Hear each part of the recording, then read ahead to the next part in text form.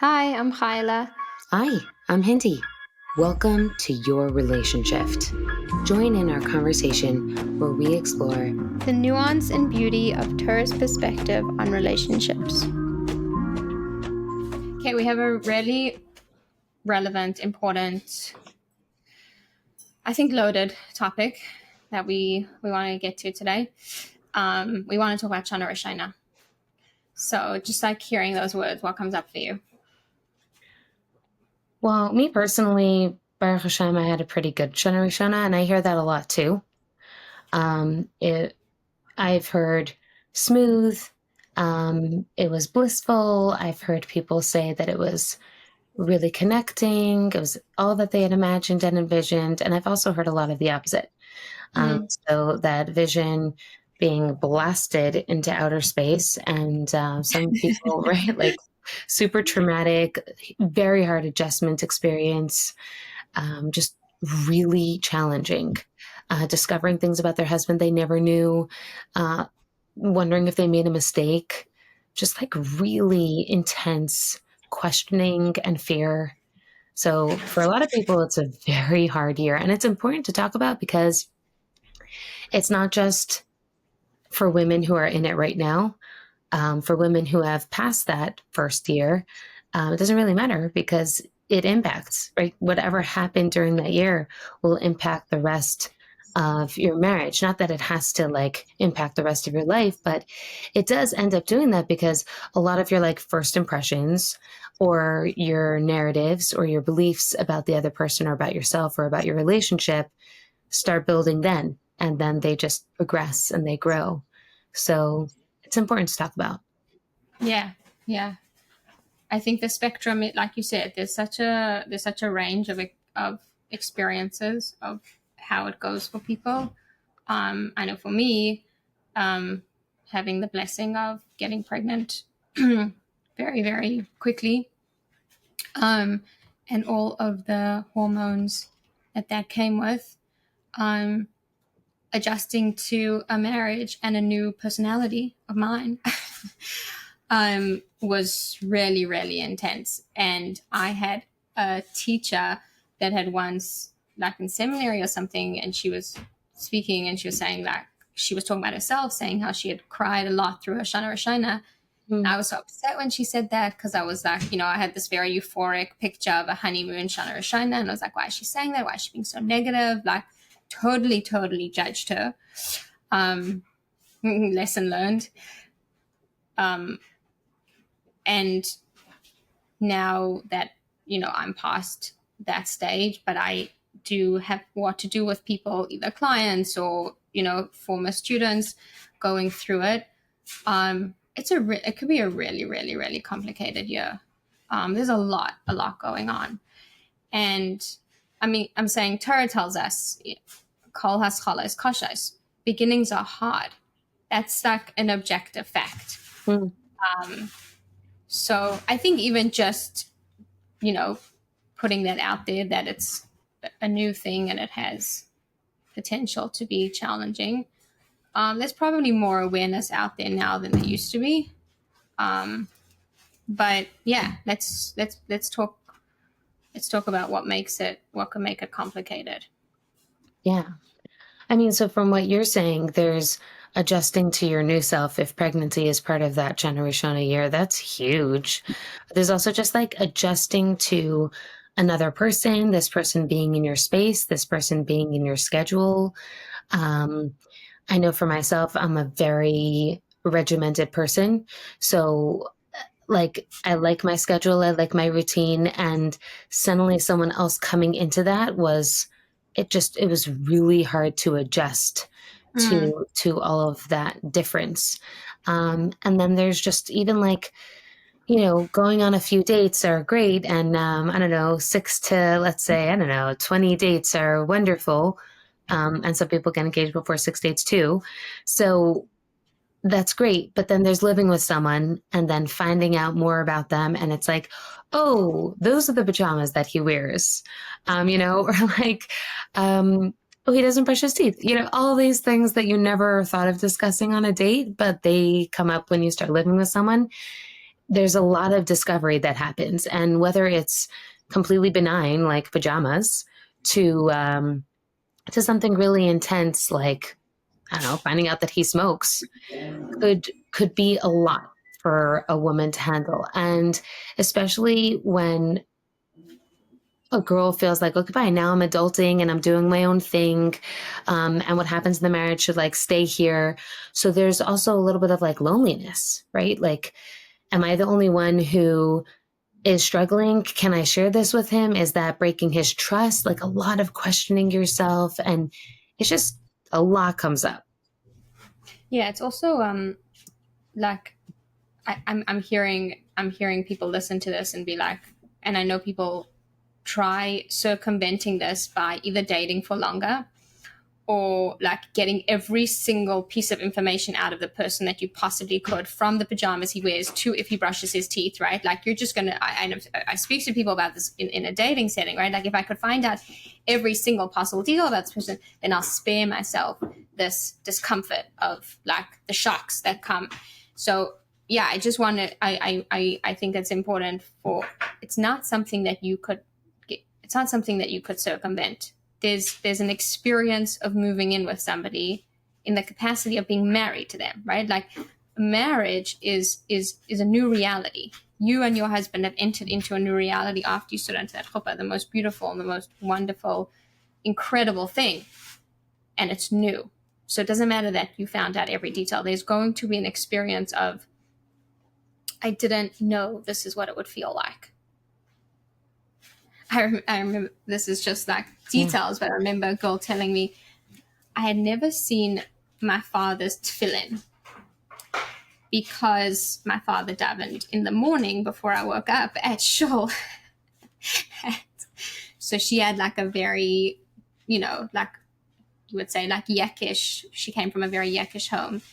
And she got married, and her husband, pulled out his tefillin at lunchtime, and her eyes balls were like falling out of her head, And I've heard so many variations of that, right? Like,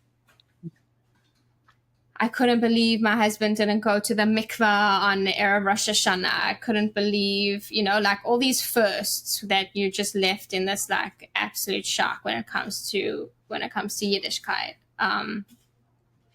I didn't know that he had that type of relationship with his mother. I didn't know that, there's a lot of discovery that's happening. Yeah. Yeah. Which is very scary. It's also, when you've just committed to something, right? Like you just had your experience yesterday, right? Like you just were under the chuppah yesterday. You just committed to marrying to this person. And the commitment feels so fresh because 2 days ago it wasn't even there, right? Okay. It kind of makes you waver in your trust, right? Like the commitment doesn't feel solid. It feels like, whatever, that's what I said. I said that yesterday. Which I think is an important thing to bring up, because what happens is that because there's like this wavering trust, so you're like checking each other out, like you're looking and you're observing and you're noticing, and sometimes the noticing and the observing is not just neutral. It could develop into, let's say, a judgment, especially if it's different and especially if it's not the way you were brought up, or doesn't align with what you thought your shared vision was. And so what happens then is there's like a breakdown of trust. Oh, he does that. Oh, I didn't know that about him.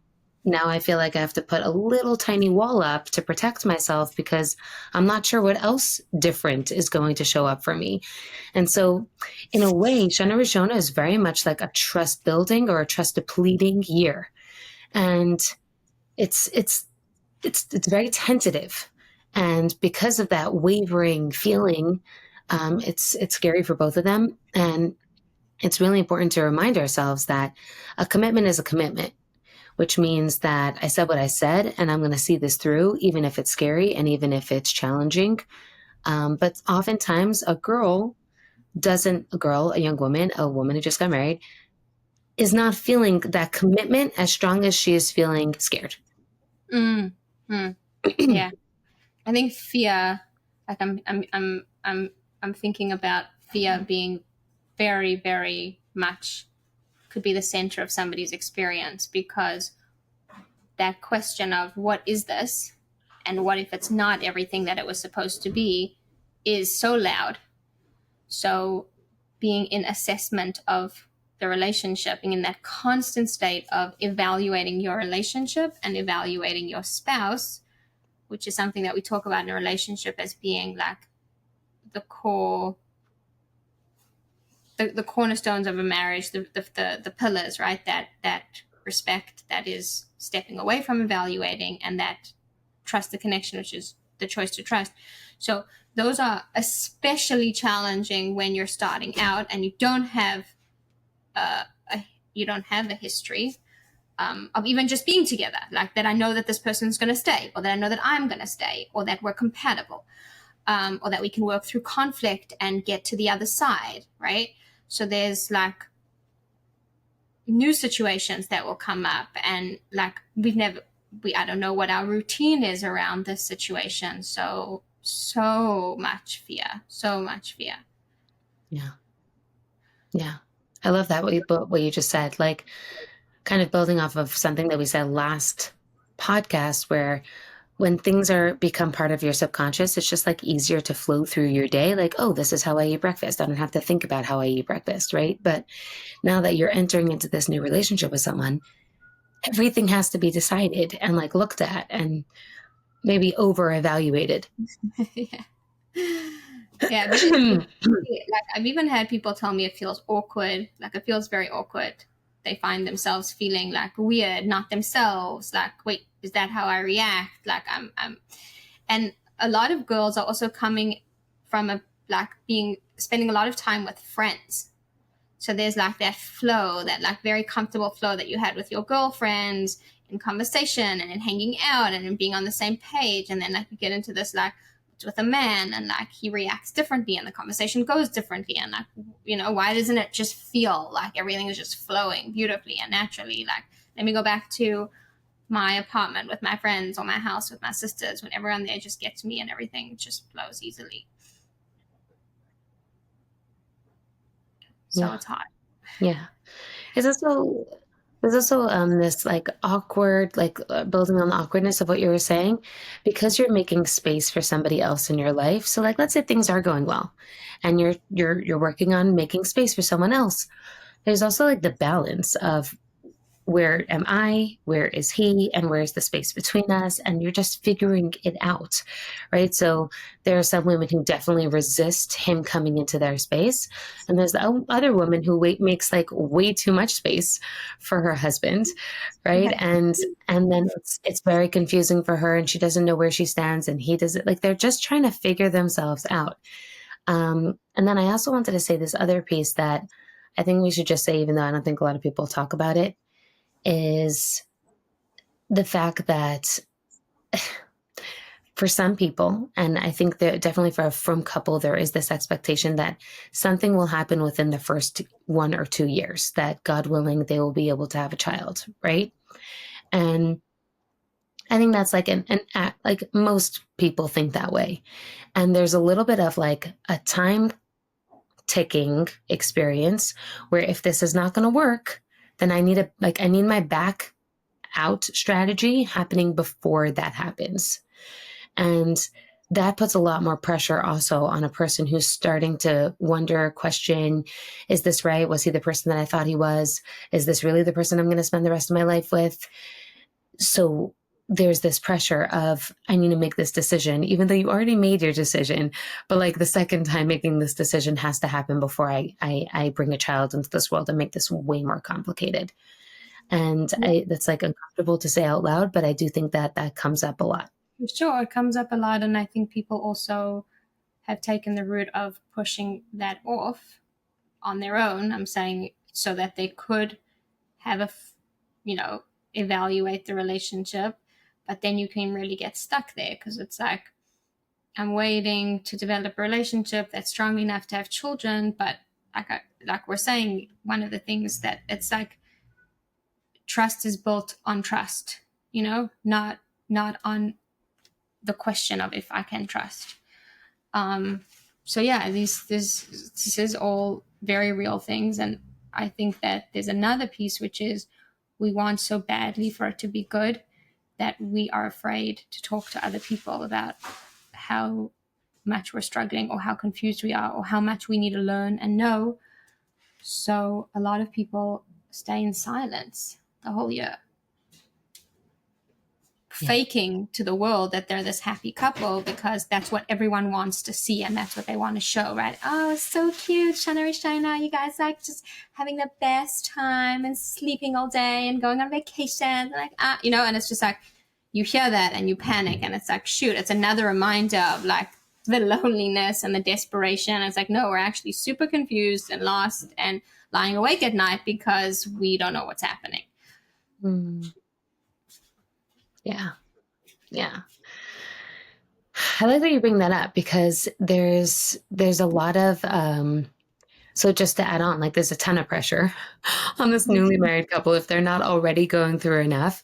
And there's also just almost like this expectation of showing up the way everybody expects you to, which is just this happy, lovey-dovey couple, which is interesting. Like, let's say a woman who's struggling in her relationship and she's feeling very confused. She's looking at all the other couples and she's thinking, everyone's doing amazing. Like, everyone's great. They're so happy. Look at them strolling down the street, gazing into one another's eyes. And look at us. We could barely text, I'm laughing, but it's not funny.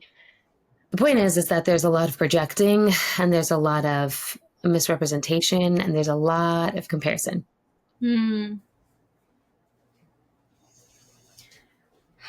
Yeah. Tell us more. Yeah.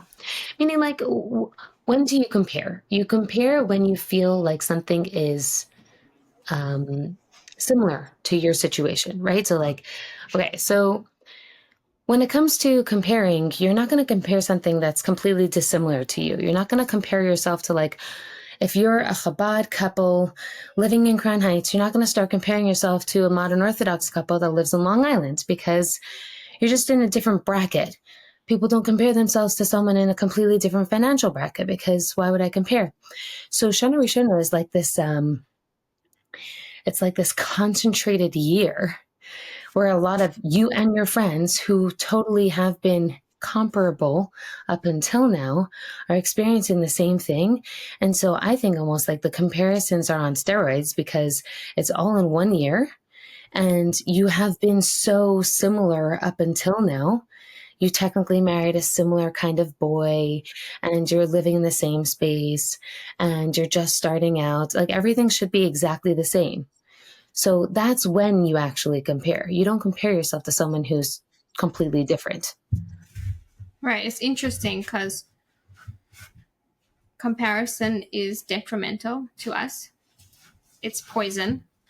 And I think we can talk about it more. But what I'm hearing you point out is that there's a specific technique that we have in comparison, which we think, where comparison is relevant is if I find somebody who's in the same situation as me, we're similar, married similar types of people, we live in the same type of community, we have the same lives, we're living parallel lives.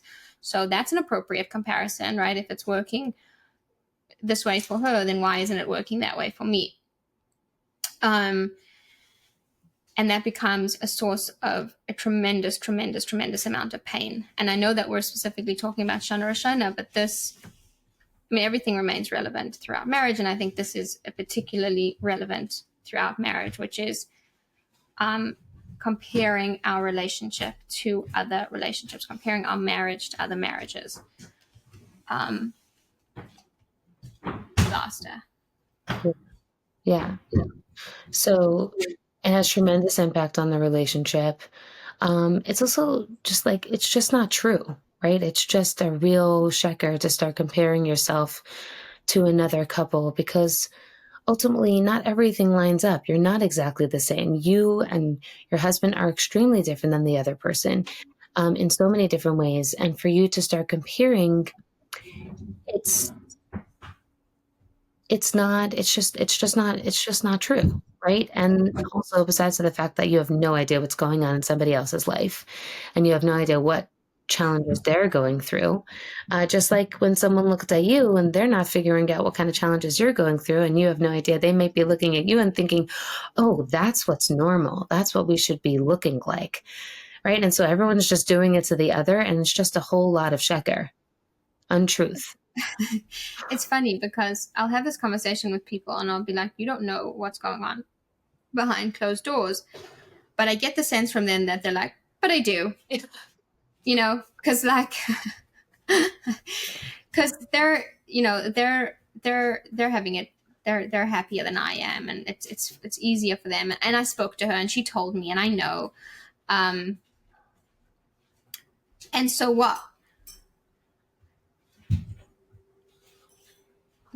have I done? What have I done with that? So now, you know, whether or not what I know is true, which I'll always argue, you never ever know the full picture because you also don't know what it means to be another person, right? You're not in their body and in their brain and having their experience, right? Like I'll tadin es chavercha ad shetagia limkaimai. You can't judge a person until you're in their place, and you'll never be in their place. You can never judge them.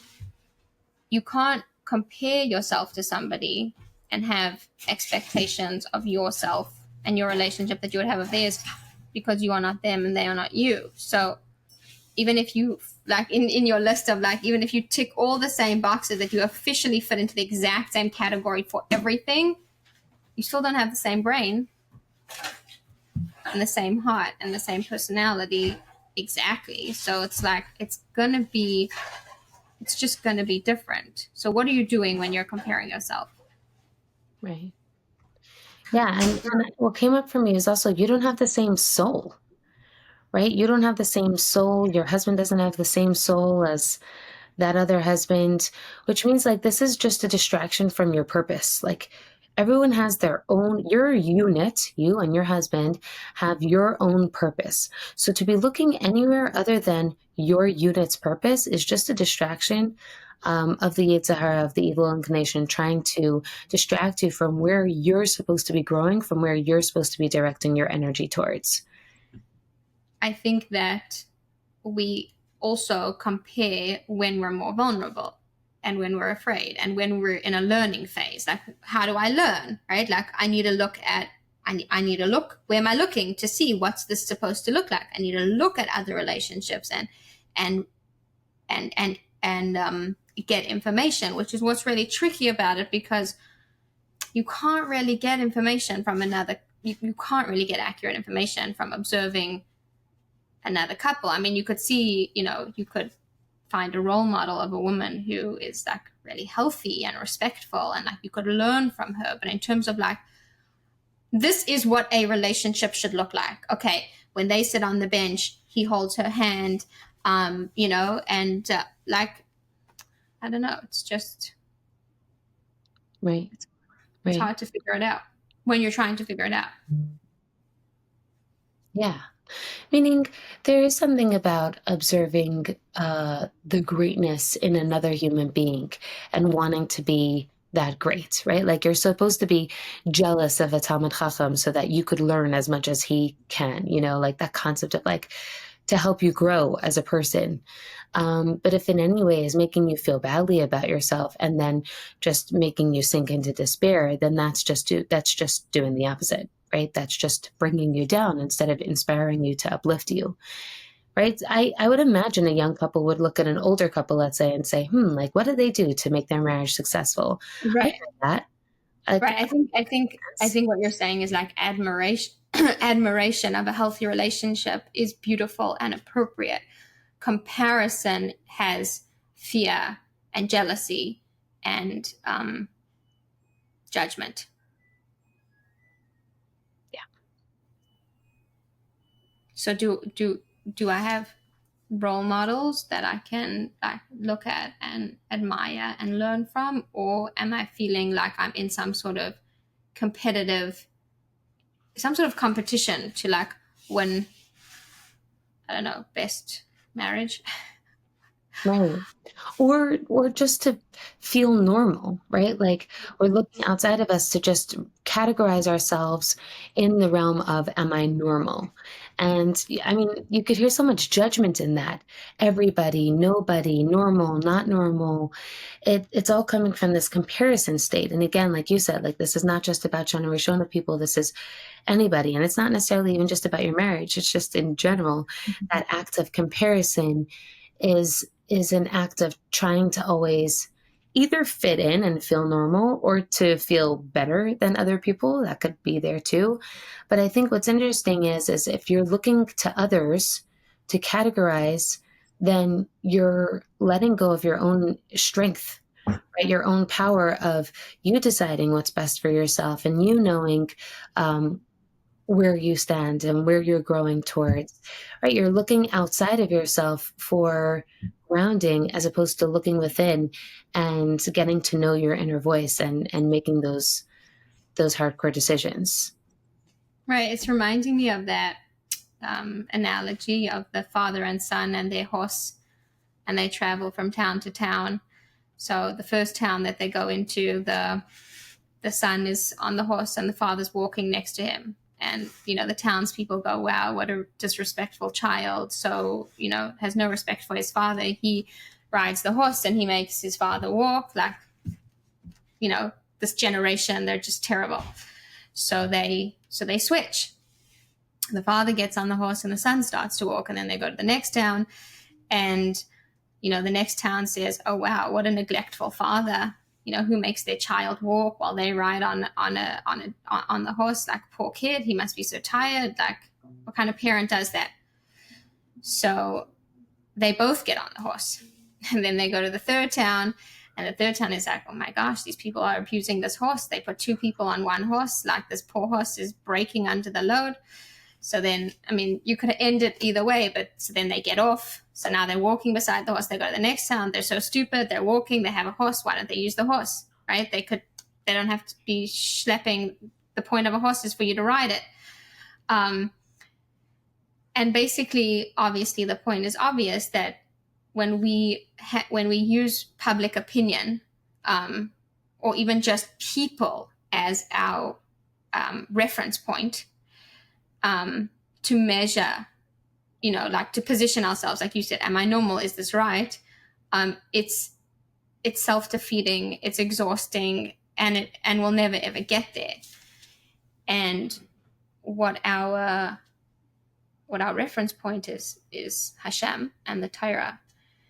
And that is a safe and holy and objectively true reference point. And you mentioned before, like, where's my soul, right? Like, if it becomes about like God, the Torah, and my soul, those are the things that I have to take into consideration. Tell me where comparison shows up in that space. Yeah. Really profound, Chayale. So I think this episode very much resonates with me, being a person who was definitely looking outside of myself to find some grounding and to feel normal. So what I would love to hear from our listeners is tell us your worst Shana Rishona moments. We could all find them relatable. Tell us how you felt, what it was like. And even if you feel like comparing right now is a part of your internal turmoil or experience, share with us. And we could see if we could share it on the podcast, and maybe we could work through some of it together. Yeah, if anyone's in Shana Rishona and wants to give a real-time challenge that they're having now, they want featured on a podcast, we can do that also. We love getting questions from the audience or comments. So we hope to hear from you. Thanks for listening. We would love to hear your feedback, thoughts, and questions. Please leave a comment below or email us at yourrelationshift@gmail.com. Looking forward to connecting with you. See you next time.